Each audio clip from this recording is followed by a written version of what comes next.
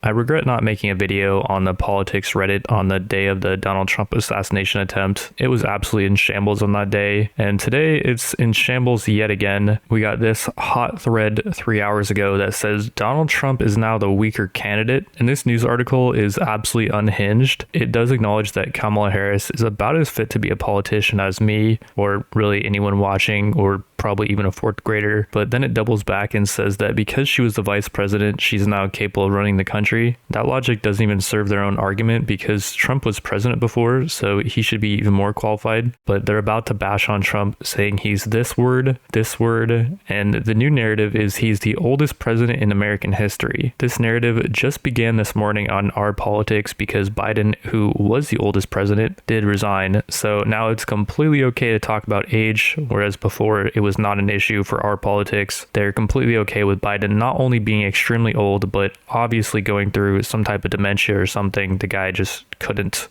string two sentences together and make them make sense. And I'm going to continue to move until we get the total ban on the total initiative relative to what we're going to do with more border patrol and more asylum officers.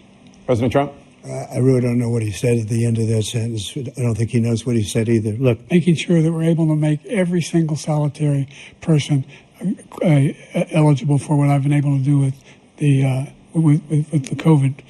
With dealing with everything we have to do with. Look, if we finally beat Medicare.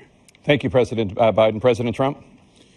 Well, he's right. He did beat Medicare. He beat it to death, and he's destroying Medicare. That was completely okay with Reddit, but now age is this huge issue for someone who is completely coherent. I've really never heard Trump stumble on his words ever. He's like one of the best speakers I've heard as far as just his ability to not fumble on his words. He's just the polar opposite of Biden. The graph shows that Trump is in fact older than Biden. Well, he's older now than Biden was when he started his first term. I guess the implication here is Trump will be Biden's age during his presidency, and we all saw what happens when you turn 80, and I mean, it's just utter nonsense. You absolutely cannot make any comparison between Trump and Biden if you compare just their ability to speak and their overall presence in terms of like their strength of character. If you have Biden in a room and Trump in a room, Trump will just absolutely dominate and eat Biden alive, and we saw that in the debate. And just on some freak scenario, if turning 80 is like this big thing and all of a sudden you just have dementia when you're 80 and Trump gets some type of dementia, then fine. When that time comes, he can resign and then the vice president can step up, and hopefully the vice president is not going to be another Kamala Harris. I do like how they put her in on this graph,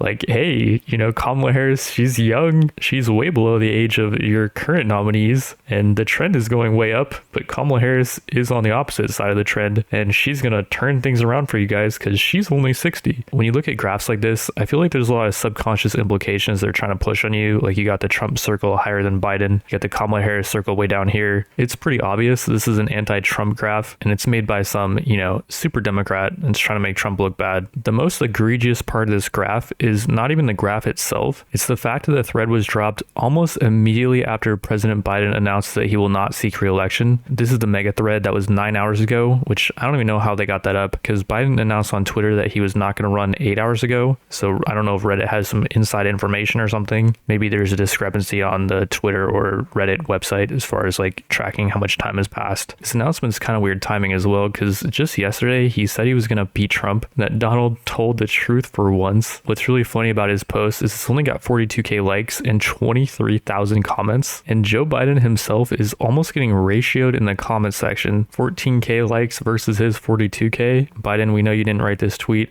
Did Joe Biden write this post? And you may say, oh, well, Elon Musk bought Twitter and Elon Musk is pro-Trump, therefore Twitter is pro-Trump. There was recently some controversy with Destiny, and he said some really just unhinged stuff. And Elon Musk actually responded to some of the stuff that Destiny said, basically saying that it's not fit for advertisers. So he demonetized Destiny, but Destiny is still on the platform, able to, voice his thoughts and opinions. Elon Musk is completely in his right to demonetize whoever he wants to. If Destiny said what he was saying saying on Twitter on YouTube, I would imagine he'd get demonetized. I really doubt that he said that stuff on YouTube. After Elon Musk bought Twitter, it has very much become a more free speech platform. Reddit, on the other hand, does a ton of censorship. They banned a pro-Donald Trump Reddit, R the Donald, a while ago, and I think the reason why that was even made is because people were getting banned from R politics if they didn't have the right opinion, and the right opinion is basically F Donald Trump. I would be much more okay with this Reddit if it was not named R politics and it was named something like R Joe Biden or R Democrats or something, and it was, you know, more upfront about what you're going to get on the Reddit. As a normal person who doesn't just browse Reddit all day, I'm thinking that maybe I could go to R politics to, you know, learn what people are saying about politics, but all you're going to see on this website is pure hatred for Donald Trump, and you're not going to see this really anywhere else. You go to YouTube, for example, and you got basically the R Politics YouTube channel, CNN, who just absolutely hates Trump with a passion, and you see how hard they get ratioed on this website.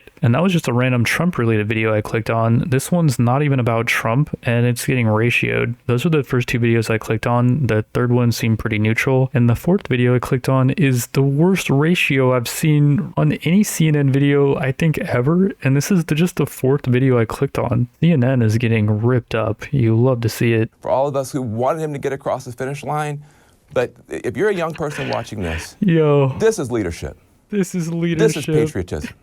This is what it means to put the country first and put the party first and put the cause first. Put the country first, bro. Like, if Biden gave 2 Fs about the country, he never would have run for president to begin with, dude. And then you look at the comment section, the media should drop out too. These media places should not have their comments open. I'm completely fine with Democrats and liberals having their own little echo chamber for discussing politics, but what I'm not fine with is the fact that it's labeled as our politics. I think it's incredibly misleading, and I guess the point of this video is to expose that this is not, in fact, somewhere that you're going to find political discourse. If you go to our politics, just know you're only going to get one side, and you're going to get the extreme version of that side. And wait, one more post to close this out. 4 hours ago, Joe Biden is our greatest living president. I guess it says living president, so that counts all the dead ones. He is the best because he beat back America's first word attempt, and when he realized he could not do it a second time, he stepped away so someone else could. Wait, if he's the greatest living president, how could he not beat Trump?